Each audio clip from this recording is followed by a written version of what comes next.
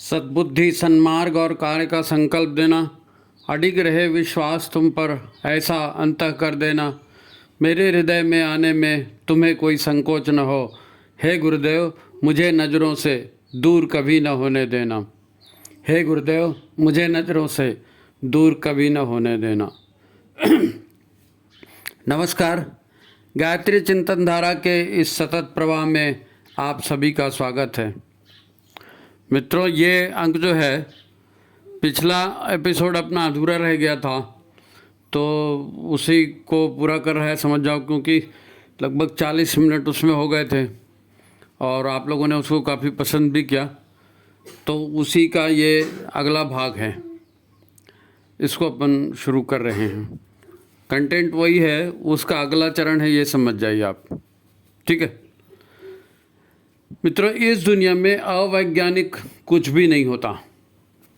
ये पूरी दुनिया विज्ञान सम्मत ही है। एक एक परमाणु, एक एक ध्वनि, एक एक तरंग, है ना, बिना कारण नहीं उभरती। तो मनुष्य का जन्म ही क्या, समुद्र, पर्वत, नदियाँ, जंगल, वनस्पतियाँ, कीट पतंग, जो भी इस संसार में हम देखते हैं, इनका जन्म पूर्णतः विज्ञान और कार्य कारण पर ही आधारित है। विज्ञान और कार्य कारण संबंध पर ही आधारित है। अनेक ऊर्जाएं हैं, ये अलग अलग आयामों में काम करती है।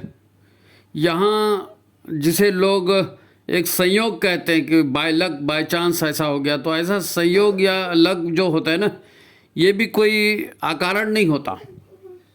ये भी कोई अकारण नहीं होता। पूरा ब्रह्मांड ही पुरुष और प्रकृति का संयोग है ना। पुरुष और प्रकृति का संयोग है, यानी प्रकृति, पंचतत्व और चेतना। ठीक है, हमारा अपना जीवन भी इसी पुरुष और प्रकृति का ही योग है और ये उसी हिसाब से चलता है। हम मानते तो ठीक, नहीं मानते तो ठीक। भाई, प्रकृति की विशेषता यह है कि ये सदा परिवर्तनशील है ना। प्रकृति सदा परिवर्तनशील है और पुरुष या चेतना जो है ना, ये परिवर्तनशील नहीं है। ये अजन्मी है, अमर है, चैतन्य है ना। आत्मतत्व यही है। ये बिल्कुल सहज सामान्य बात है, हमारे अनुभव की बात है। हम देखते भी है कि 2-2.5 किलो का बच्चा जो है, और 1-1.5 फीट, मुश्किल से 1.25 फीट उसकी हाइट होती है ना, बचपने में, और बुढ़ापे तक ये कितना बदलते जाता है। और ये बदलाव सिर्फ उस पंचतत्व प्रकृति का होता है, शरीर का होता है, अन्नमय कोश का होता है। और क्या परिवर्तन होता है? चेतना वही रहती है, संस्कार वही रहते हैं, है नहीं। तो ये सब चेतना की उपस्थिति में प्रकृति का परिवर्तन है। 1-1.5 किलो के बच्चे से लेकर के और 80-100 किलो के जो आज हो गए हैं, है नहीं। तो प्रकृति बदल रही है, व्यक्ति तो वही है। शरीर ही बदलता है नहीं, शरीर ही बदलता है, वही नष्ट होता है। वही माता पिता बदलते हैं, संबंधी बदलते हैं, बच्चे बदलते हैं, पति पत्नी बदलते हैं, ये सब होता है। व्यक्ति वही रहता है नहीं। व्यक्ति मर जाता है या शरीर मर जाता है तो फिर नया शरीर धारण कर लेता है नहीं। लेकिन चैतन्य परम तत्व तो वही रहता है। और जो भोग हम यहाँ भोग रहे हैं वो दो तरह के भोग हैं। एक तो वो हैं जो हमने चिंतन के द्वारा, कर्म के द्वारा कुछ ऊर्जाएं अपने पास अर्जित कर ली हैं और उन ऊर्जाओं को हमको काटना है, उन ऊर्जाओं से मुक्त होना है हमारी चेतना को, है नहीं। एक ये बात है। और दूसरा ये है कि हमने इस शरीर को पाने के बाद जो चिंतन किए, जो कर्म किए, वो चिंतन की ऊर्जा, कर्म की ऊर्जा और जुड़ गई ना हमारे साथ। मन जो है ऊर्जाओं का संग्रह करता है, ऊर्जाओं से कार्य करवाता है। तो इस जन्म में भी जो आप सोच रहे हैं और जो कर रहे हैं वो पूरा आपके साथ जुड़ रहा है। अगर वो नकारात्मक है तो वो नकारात्मक परिणाम देगा, सकारात्मक परिणाम। पिछले अपन ने इसको देखा है ना। और ये सिर्फ भूमिका सिर्फ इसीलिए बनाई कि भाई हर व्यक्ति के साथ ऐसा ही होता है, यही होता है, ऐसा ही होता है, यही होता है। देखो, आपको एक बात बताता हूँ। हमारे यहाँ जो है हिंदू धर्म में, हिंदू संस्कृति में, जो भी बोलो आप, है ना, 33 कोटि देवता कहे गए हैं। 33 करोड़ नहीं, 33 कोटि। कोटि मतलब कैटेगरीज, है ना, 33 कैटेगरी। तो इन 33 कोटि में 8 वसु कहे गए हैं, 12 आदित्य कहे गए हैं, 11 रुद्र और 2 अश्विनी कुमार। 8 और 12 20, 20 और 11 31, 31 और 2 अश्विनी कुमार 33। अब मैं जो आपको बता रहा हूँ ये इसलिए बता रहा हूँ कि भाई गुरुदेव ने कहा कि तुम देवता हो तो हमको कन्फ्यूज़न हो जाता है ना, लेकिन गुरुदेव का एक एक शब्द जो है ना वो ब्रह्म सत्य है। वो तो ये कहानी से ही अपन इसको शुरू कर रहे हैं कि ये जो 33 कोटि देवता है इसमें से 8 वसु हैं, 8 वसु है। और आपको बता दूं कि महाभारत में ये जो भीष्म पितामह हुए हैं, है ना, ये भीष्म पितामह उन्हीं 8 वसुओं में से एक वसु रहे हैं। उन्हीं 8 वसुओं में एक वसु रहे हैं और देवलोक में ये रहा करते थे। कुछ कार्मिक घटनाएं ऐसी हुई हैं और उनको धरती पर जन्म लेने आना पड़ा, वो एक अलग कहानी है। लेकिन भीष्म पितामह वसु हैं, 8 वसुओं में से एक वसु, मतलब देवता ही है ना, देवता ही है। वो आए शरीर धारण करके, तो वो जो शरीर धारण करके आए तो अब उनको वो जो भी निगेटिविटी उनके साथ जुड़ी थी उसको मनुष्य शरीर में आकर के उन पापों का परिक्षालन करना था, मुक्त होना था उनसे, उन ऊर्जाओं से। तो वो भीष्म पितामह। बात वह है कि उनके जवानी के दिन थे, है ना, उनके जवानी के दिन थे। और वो राजा तो थे ही, कहना चाहिए, है ना, राजपुत्र तो थे ही। तो वन क्षेत्र से जा रहे थे पगडंडी से, तो रास्ते में जो है ऐसी कथा आती है कि एक सांप जो है क्रॉस कर रहा था उनकी पगडंडी को। अब वो सांप एकदम धीरे धीरे चल रहा था और उस सांप को हटाना था ना, हटा देते तो फिर वो रास्ता क्लियर हो जाता, चले जाते। तो उन्होंने एक लकड़ी से सांप को उठाया और झाड़ी में फेंक दिया। ये कथा बिल्कुल ध्यान से सुनिए इसको, कि भीष्म पितामह ने सांप जो उनके रास्ते में आ रहा था उसको एक लकड़ी से उठाया और झाड़ी में फेंक दिया। अब झाड़ी में वो बबूल की झाड़ी थी जहाँ वो सांप गिरा, और सांप का पिछला पोर्शन जो होता है कितना नरम होता है ना। तो अब वो बबूल की झाड़ी में सांप गिरा तो सारे कांटे उनके अंदर बिध गए। अब भीष्म तो चल दिए वहाँ से, है ना, लेकिन वो सांप वहीं पड़पड़ाते रहा, कहाँ, बबूल के कांटों में बिधा हुआ, न जाने कितने कांटे उसको लगे। तो उसने बहुत तगड़ी नकारात्मक ऊर्जा, जिसको श्राप कहते हैं, है ना, नकारात्मक ऊर्जा उनके तरफ फेंकी, भीष्म पितामह के तरफ। और उनको कहा जैसी मेरी मौत होगी ऐसी तुम्हारी भी मौत होगी, जाओ, बड़े तीरंदाज बनते हो, बड़े महापराक्रमी बनते हो, ऐसे ही मरोगे जैसे मैं मर रहा हूँ। उस सांप की अंतरात्मा से जो ऊर्जा निकली थी, उस अंतरात्मा की ऊर्जा, अब आपको मालूम है ना भीष्म पितामह की डेथ कैसे हुई। उनको ठीक है इच्छा मृत्यु का वरदान मिला था, लेकिन मरे कैसे, है ना। जितने कांटे उस सांप के शरीर में गड़े थे, और मैं समझता हूँ उससे ज़्यादा तीर भीष्म पितामह के शरीर में गड़े थे। और भीष्म पितामह, वो सांप भी कितने दिन तक वहाँ झाड़ी में अटका हुआ रहा और उसके बाद मरा, और भीष्म पितामह भी कितने दिन तक तीरों में अटके रहे और उसके बाद मरे। ये नकारात्मक ऊर्जाओं का इतना प्रभाव है, सकारात्मक ऊर्जाओं का, नकारात्मक ऊर्जाओं का, जो हमारे मन के साथ चिपक जाती हैं, उसका ये प्रभाव होता है। और यहाँ हर किसी को भुगतना पड़ा है, जो भी धरती पर आया, इसको मर्त्य लोग कहते हैं ना। तो यहाँ लोग पाप काटने के लिए आते हैं। भगवान ने ऐसी व्यवस्था बनाई है भगवान के यहाँ सिस्टम में कि जो भी देवी देवता होते हैं, नाग गंधर्व किन्नर होते हैं, उनको कुछ अपनी नकारात्मक ऊर्जाओं को ख़त्म करना होता है तो भगवान उनको मनुष्य का शरीर धारण करके यहाँ भेजते हैं। और आप बिल्कुल इसके साक्षी हैं, आप देख सकते हैं। भगवान राम, जिनको भगवान कहते हैं, उनका अवतार हुआ तो उनके पिता तक ने कर्मों का फल भोगा, नहीं भोगा? दशरथ ने भोगा, राम ने भोगा, कृष्ण के माता पिता ने भोगा, स्वयं कृष्ण ने भोगा, स्वयं कृष्ण ने भोगा। तो कितने भी बड़े से बड़ा व्यक्ति जो इस धरती पर आया है, वो दो तरह के दुखों को झेलता है। एक तो उसके पिछले जन्मों के जो नकारात्मक कर्म हैं उनका निशेष करने के लिए आता है। वो इस मेन शरीर धारण करने का उद्देश्य यही रहता है कि पिछली नकारात्मक ऊर्जाओं को आप हटाइए, भोगिए, उनको न्यूट्रलाइज कीजिए। जिससे लिया था, दिया था, जिसको तकलीफ दी थी, जिसको परेशान किया था, छल कपट जो भी हुआ था, वो इस निपटारा इस मानव शरीर में होता है। नंबर उसी के लिए शरीर मिला है। लेकिन इन शरीरों को करते हुए हम भोजन करते हैं, हम संतानोत्पत्ति करते हैं, और हम मनोरंजन भी करते हैं, बहुत सारे काम करते हैं। हमारा अहंकार उसके साथ जुड़ा रहता है। तो हम जो काम करते हैं, नए काम, ये नए काम विशेषकर हमारे स्वास्थ्य के लिए, हम स्वास्थ्य की बात कर रहे हैं ना, हम स्वास्थ्य की बात कर रहे हैं, तो स्वास्थ्य को लेकर के, हम शरीर को लेकर के जो भी काम करते हैं अपने लिए, वो बाहर किसने क्या किया, किसको दंड मिलेगा, कौन कढ़ाई में तला जाएगा, उसकी बात नहीं है।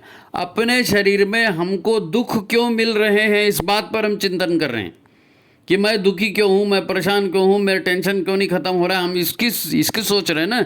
एपिसोड तो उसी के लिए चल रहा है। तो पहला प्रारब्ध को आपको भोगना है, क्योंकि सब भोग रहे हैं, और प्रारब्ध को भोगते हुए, शरीर रहते हुए, और जो भी कृत्य हम कर रहे हैं, चिंतन कर रहे हैं, खान पान कर रहे हैं, लोगों से मिल रहे हैं, बात, उसके भी परिणाम हमको भी इसी जन्म के साथ भोगने हैं, इसी जन्म के साथ। और विशेष करके चिंतन और कर्म, चिंतन और कर्म, चिंतन और कर्म, इसके परिणाम जो है भुगतने ही पड़ते हैं। तो इसी भुगतेंगे कैसे, भुगतेंगे कैसे? हम करते हैं चिंता, है ना, और उस चिंता, मतलब ऐसा ना हो जाए भगवान, ऐसा ना हो जाए, या जो भी बुरा हो रहा है तो उसको लेकर के भगवान ये बुरा हो गया तो मेरा क्या होगा, तो उसको लेकर के मन में हम उधेड़ बुन हमारी चलते रहती है। उसी को बोलते हैं चिंता और तनाव, है नहीं। एक टेंशन रहता है, इतने दिन में ये करना, इतने दिन में ये करना, ये नहीं होगा तो क्या होगा, ये नहीं होगा तो क्या होगा। तो ये चिंता और तनाव जो है, ये हमारे शरीर को खराब करते हैं। खान पान से भी होता है, खान पान से भी होता है। आप अल्कोहल का सेवन कर रहे हैं, दारू, है ना, या पॉल्यूशन है, पर्यावरण अशुद्ध हो गया है, जहरीले खाद्य ले रहे हैं, तो ये जो है, कल अपन गट बैक्टीरिया की बात कर रहे थे ना, पिछले एपिसोड में गट बैक्टीरिया की बात करी थी। तो ये अखाद्य और पॉल्यूटेड ये चीज़ें हैं, अल्कोहल है, ये गट बैक्टीरिया, गट जो है हमारा, कल बताया था झिल्ली है करके पूरे पेट के अंदर में, आंतड़ियों में, तो उस झिल्ली को डैमेज करते हैं, काट देते हैं, है नहीं। पर सबसे ज़्यादा ये चिंता और अवांछनीय चिंतन और तनाव का सबसे ज़्यादा असर ये होता है कि हमारे गुड बैक्टीरिया वो खराब होते हैं, वो मरते हैं, उनकी संख्या कम होती है। क्योंकि आपका मस्तिष्क, देखो ये तीनों मस्तिष्क अपन ने बताया था ना, एक मस्तिष्क जो सिर की खोपड़ी के अंदर बताया था, एक गट का बताया था, और एक हर कोशिका में है, जो जीन्स हमारे पूरे कैरी ऑन होते हैं। तो जो हमारे पेट का जो दिमाग है, गट जिसको कहते हैं, इसके बैक्टीरिया ख़त्म होने लगते हैं, क्योंकि दिमाग में ये स्थिति बन जाती है कि हे भगवान कैसे जीऊँ, ऐसे तो मैं नहीं जी सकूंगी, ऐसे तो मैं मर जाऊंगी, हे भगवान ये परेशानी क्या है, ये तो मार ही डालेगी मेरे को। तो जब इस तरह के नकारात्मक चिंतन होते हैं, तो यही नकारात्मक संदेश हमारे न्यूरोट्रांसमीटर से लेकर के गट तक आते हैं, और गट में आते हैं तो गट में सबसे ज़्यादा सेंसिटिव तो हमारे गुड बैक्टीरिया है ना। तो ये गुड बैक्टीरिया जो हैं, ये नकारात्मकता को देखते हैं, तो फिर उनको लगता है कि अरे यार शरीर मर ही रहा है, तो इसको फिर बचा के करना क्या है। तो वो नहीं करते, वो अपना खान पान भी कम कर देते हैं, और वो अपना काम भी कम कर देते हैं, तो गुड बैक्टीरियाओं की एक्टिविटी कम हो जाती है। अब व्यक्ति तनाव और चिंता में जिए जा रहा है। तो ऐसा करने से दिमाग, गट के जो सेंसर हैं, है ना, उनको एक्टिव कर देता है, और वो सारी निगेटिविटी जो है गट में जा कर के, और उल्टा भी कर देती है, कई बार जहरीले हार्मोन्स बनाना शुरू कर देती है। क्योंकि नकारात्मक संदेश आ रहे हैं, सकारात्मक संदेश आते हैं तो गुड हार्मोन्स भी बनते हैं, और नकारात्मक संदेश आने लगे तो फिर जहरीले हार्मोन भी बनने लगते हैं, है ना। इससे क्या होता है कि गट के सारे गुड बैक्टीरियाओं का नाश हो जाता है, और धीरे धीरे इंसान का जिंदा रहना मुश्किल हो जाता है, जिंदा रहना मुश्किल हो जाता है।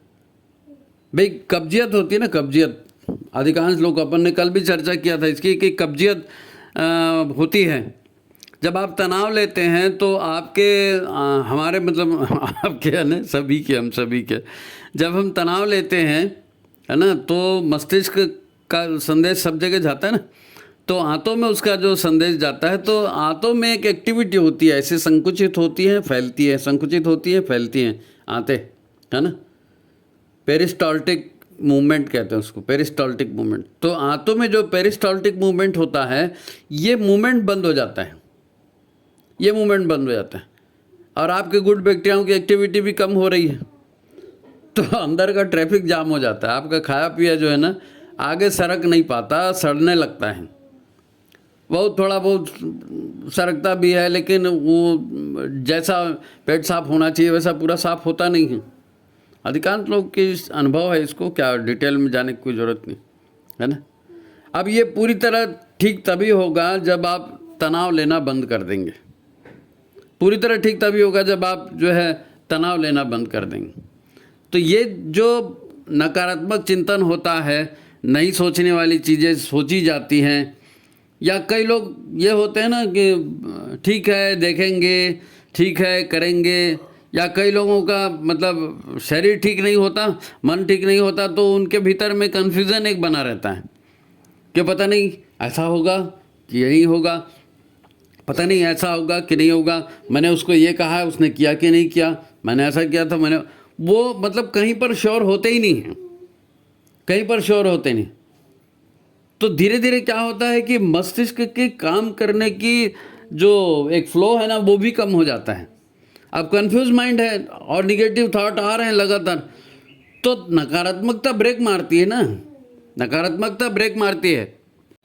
तो इस ब्रेक का मतलब सीधा सीधा असर यही होता है कि मस्तिष्क की कोशिकाएं जो हैं उनके काम करने की गति कम हो जाती है। निराशा का माहौल है, नकारात्मकता का माहौल है, तो मस्तिष्क, इसको क्या कहते हैं, ब्रेन हेल्थ। ब्रेन हेल्थ जो है ना ये वीक हो गया, ब्रेन वीक हो गया, तो धीरे धीरे ब्रेन सेल्स जो हैं वो भी कम हो, थकते जाते हैं, डल होते जाते हैं, उनकी कार्यक्षमता कम हो जाती है ना। उनको तुरंत ब्रेन को एक्टिवेट करने के लिए, ब्रेन को फिर से गति देने के लिए जो केमिकल चाहिए, जो रसायन चाहिए, उसको कहते हैं brain drive neuro trophic factor, brain drive neuro traffic factor, sorry, brain drive neuro traffic factor. ये मस्तिष्क को चलाने वाला एक तत्व होता है। ये चाहिए तब मस्तिष्क फिर से ठीक से काम करेगा, है ना। तो ये चाहिए, तो ये कैसे उत्पन्न होगा ये केमिकल? पेट के जो गुड बैक्टीरिया हैं वो एक केमिकल बनाते हैं और उससे बनते हैं ब्रेन ड्राइव न्यूरोट्रैफिक फैक्टर। मतलब फिर पहुंच गया गुड बैक्टीरिया के पास। गुड बैक्टीरिया जब इतने सारे एंजाइम और इतने सारे हार्मोन्स बनाते हैं, उसी से चलता है भाई। हमको लगता है हम कर रहे हैं, हमको लगता है हम कर रहे हैं, नहीं, हम नहीं कर रहे हैं। ये मैकेनिज्म है हमारे अंदर में जो काम कर रहा है। कितना 4 ट्रिलियन, कितने 40 ट्रिलियन बैक्टीरिया हैं, ट्रिलियन। उनका कुल वजन बैक्टीरियाओं का आपको पता है ना, 1.5 किलो के लगभग बैक्टीरिया हैं पेट में। और ये कितने प्रकार के हार्मोन, कितने प्रकार, आप जितने भी लोग हॉस्पिटल में जाते हैं ना, सबका अनुभव क्या रहता है, उसमें अमुक की कमी हो गई, उसमें अमुक की कमी हो गई, पेशाब की थैली में ये हो गया, ओवरी में ये हो गया, दिमाग में ये हो गया, किडनी में ये हो गया, लीवर में ये हो गया। तो ये जो डैमेज, भगवान ने तो दुनिया बहुत अच्छी बनी है। सूर्य घूम रहा है, सारे ग्रह नक्षत्र घूम रहे हैं, बरसात हो रही है, गर्मी हो रही है, पेड़ पौधे आ रहे हैं, पत्ते लग रहे हैं, फूल लग रहे हैं, हर मौसम में बराबर सारे काम, नेचर ठीक काम करता है, शरीर भी ठीक काम करता है। लेकिन हम गलत चिंतन करके, गलत व्यवहार करके, गलत कन्फ्यूज़न पैदा करके अपने आप में अपने सिस्टम को खुद डैमेज करते हैं। हम अपने सिस्टम को खुद डैमेज करते हैं। हाँ भाई, आप देखो, आप क्रिकेट का सीज़न चल रहा है, लोग क्रिकेट भी खेलते हैं। जितने भी क्रिकेट के खिलाड़ी सब छोटे छोटे शहरों से आ रहे हैं ना। धोनी रांची से आया है, ऐसे ही कोई उत्तर प्रदेश के किसी गांव से आया, कोई गुजरात के किसी गांव से आया। क्यों? ये कोई लखपति करोड़पति के घर थे? नहीं, इनके घर के लोग नहीं थे, ये कमज़ोर घर के लोग थे। लेकिन उसके बावजूद उनके अंदर एक उत्साह था, एक जिजीविषा थी और एक टारगेट था कि मेरे को ये हासिल करना है और मैं अपनी मेहनत से अपने दम पे करूँगा। और वो अवसर देखते थे कि मेरे को कब आगे बढ़ना है, क्या स्टेप उठानी है, कितनी मेहनत करनी है, और वो सारे करते थे। तो उन्होंने टारगेट अचीव किया। बड़ी बड़ी जितनी प्रतियोगी परीक्षाएं आप सब में देख लीजिए। और पैसे वालों के जो बच्चे होते हैं, पैसे वालों के बच्चे होते हैं अब ये सुनील गावस्कर का लड़का, उसको देख लो, कौन देखा क्या किया, तो नाम भी नहीं पहचानता हूँ, कोई रोहन गावस्कर। खेला है क्रिकेट, वो भी खेला, लेकिन नहीं आगे नहीं बढ़ पाते, क्योंकि बाप की विरासत मिल जाती है ना। राजकुमार बन के आते हैं, सोने का चम्मच बोलते हैं ना मुंह में, born with the golden spoon, है ना, सिल्वर स्पून, सुनहरे चम्मच के साथ, चांदी के चम्मच के साथ पैदा हुए। तो ये ऐसे लोग रहते हैं, ये लोग मेहनत नहीं करते, इनके ईगो इतना ज़्यादा बढ़ा रहता है। लेकिन आप जो सोचेंगे, जो करेंगे, उसी का परिणाम मिलेगा ना। तो गरीब के घर का बच्चा मेहनत करता है, सोचता है टारगेट पर, उसको टारगेट मिल जाता है, इन लोगों को नहीं मिल पाता है नहीं। आप अगर अपना दिमाग बचाना चाहते हैं, फिर मैं वहीं पर आ रहा हूँ कि अपना दिमाग बचाना ज़रूरी है। दिमाग में नकारात्मक विचार न आए, दिमाग में उत्साह बना रहे, प्रफुल्लता बनी रहे, ईश्वर पर विश्वास बना रहे, और एक पॉजिटिव इन्वायरमेंट हमारे दिमाग में बना रहे। उसके लिए ये प्रोबायोटिक और प्रीबायोटिक फूड लेना आपको ज़रूरी है, उसको लेना बहुत ज़रूरी है। मेहनत करना भी बहुत ज़रूरी है, एक्सरसाइज करना भी बहुत ज़रूरी है, क्योंकि शरीर बना ही चलने के लिए है। अगर शरीर को नहीं चलाएंगे तो शरीर चलना बंद कर देगा। जिन हाथ पैरों को नहीं चलाया जाता वो हाथ पैर दुबले हो जाते हैं। अगर चलना उठना बैठना नहीं करेंगे तो कमर आपकी खराब हो जाएगी, गर्दन नहीं घुमाएंगे तो गर्दन आपकी खराब हो जाएगी, है ना। तो शरीर लगातार चलते रहना चाहिए, एक बात। दूसरी बात, आपके विचार अच्छे होने चाहिए, नहीं तो ब्रेन आपका ख़राब हो जाएगा, नकारात्मकता भर जाएगी दिमाग में। और तीसरी बात, आपको प्रोबायोटिक और प्रीबायोटिक फूड खाना है। मतलब आप जो खा रहे हैं ये अपने लिए नहीं खा रहे हैं, शरीर को चलाने के लिए खा रहे हैं, शरीर को चलाने के लिए खा रहे हैं। तो शरीर चलेगा कैसे? ये बाजार के फ्रूट जूस और तुम्हारे प्रोटीन और विटामिन और कैल्शियम और गोलियां, इनसे थोड़ी चलता है। नहीं, शरीर अपने भीतर जो बनाता है ना केमिकल्स, उन केमिकल्स से ये सब चलता है।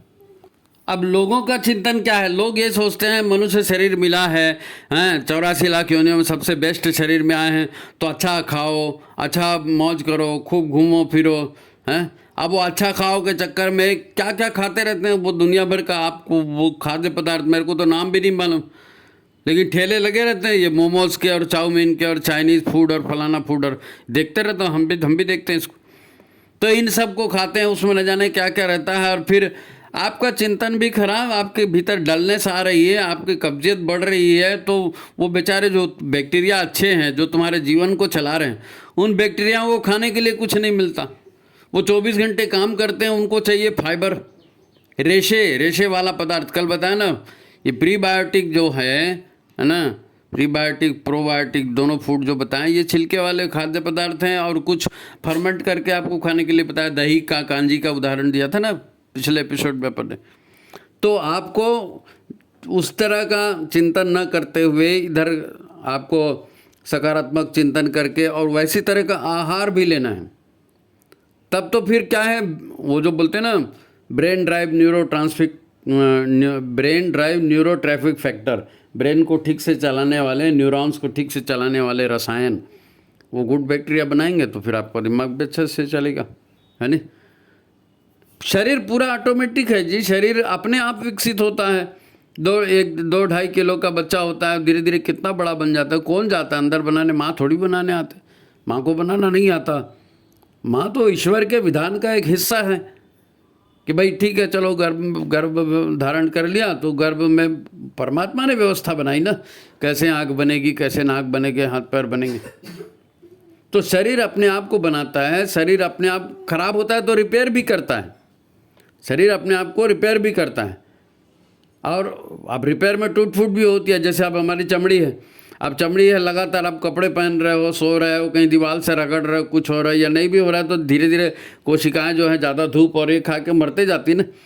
तो हमारे चमड़ी के जो सेल्स हैं, ये 1 महीने में पूरे चमड़ी के सेल्स बदल जाते हैं, हमको पता भी नहीं चलता।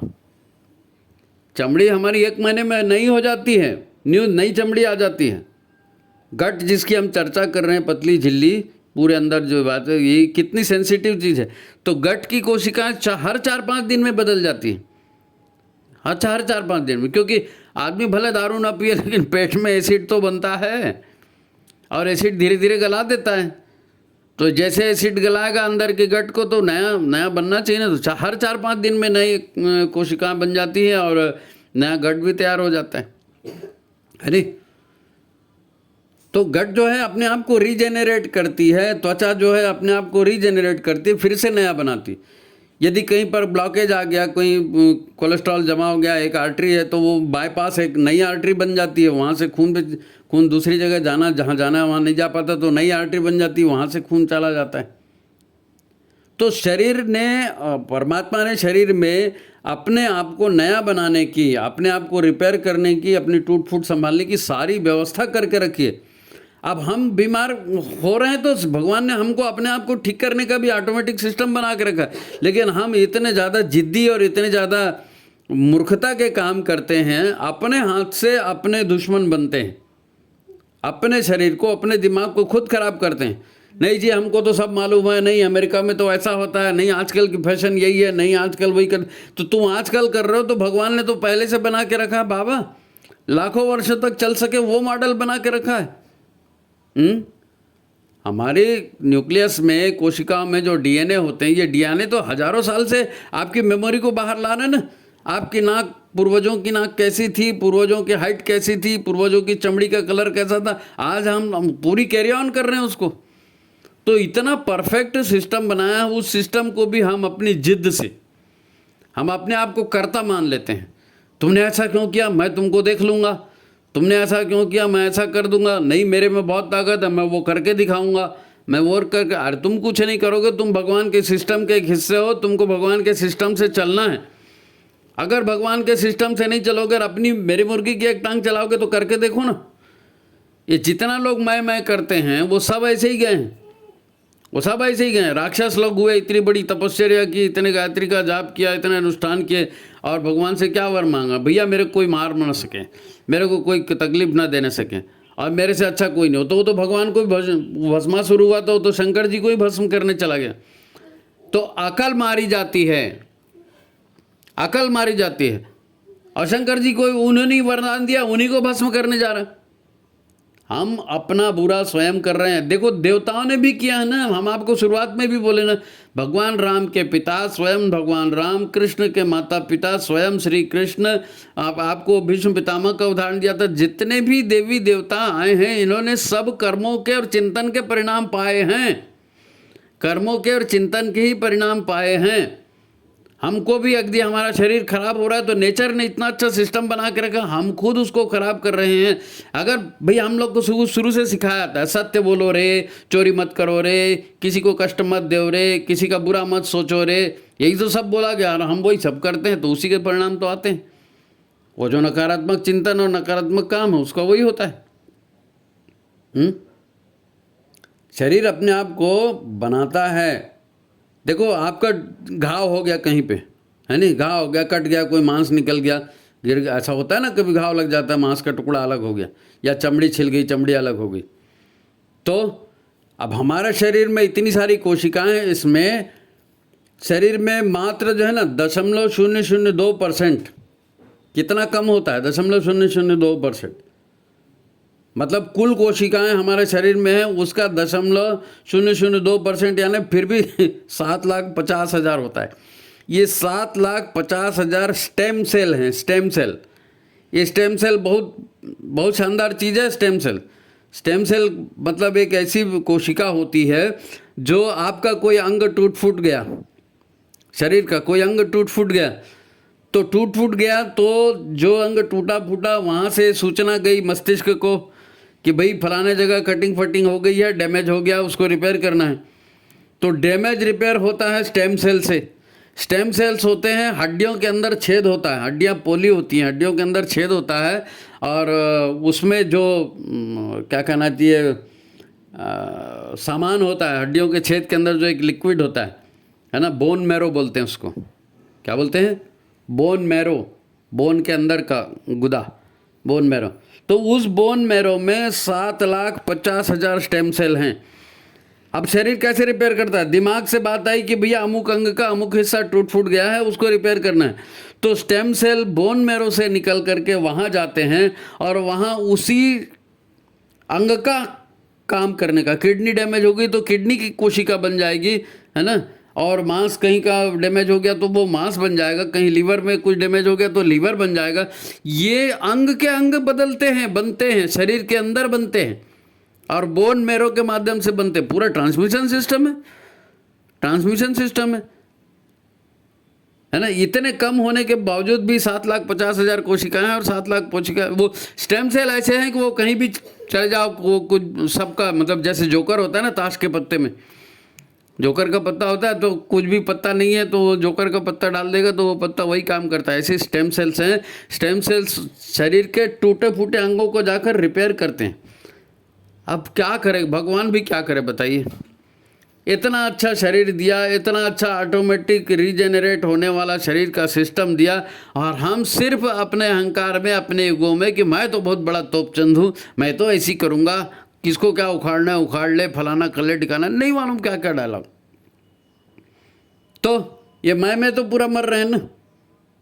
अब गुरुदेव ने बिल्कुल यही कहा कि भैया आप एक एक यज्ञ के समय एक एक बुराई को छोड़ते जाइए, लेकिन अब बुराई पता चले तब ना।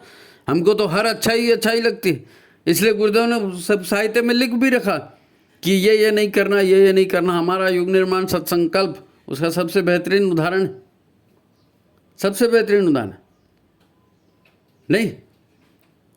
अब खान पान की चीज़ें, बहुत सारी चीज़ें हैं। दो सेव में क्या होता है, अमरूद में क्या होता है और आम में क्या होता है, ये तो आपको बहुत सारे पोषक तत्वों की जानकारी सारी आपको दी गई होगी, पोषक तत्वों की जानकारी दी होगी, तो उसको खाना चाहिए। अब हम लोग कई महंगी चीज़ों के पीछे लोग जाते हैं, काजू बादाम, अरे काजू बादाम खा रहे हो ठीक है, लेकिन वो काजू बादाम हजम करने वाले कौन है? वो गुड बैक्टीरिया है ना। तो गुड बैक्टीरिया अगर आपके पेट में ठीक नहीं है तो आप कितनों भी काजू बादाम खा लो वो तो लगेगा ही नहीं लगेगा।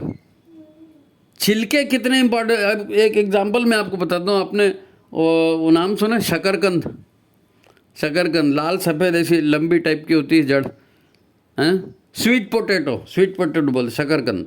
आपने उपास में खाते हैं।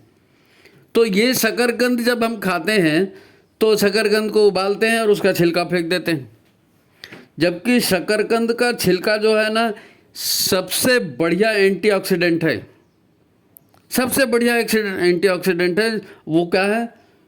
शकरकंद का छिलका।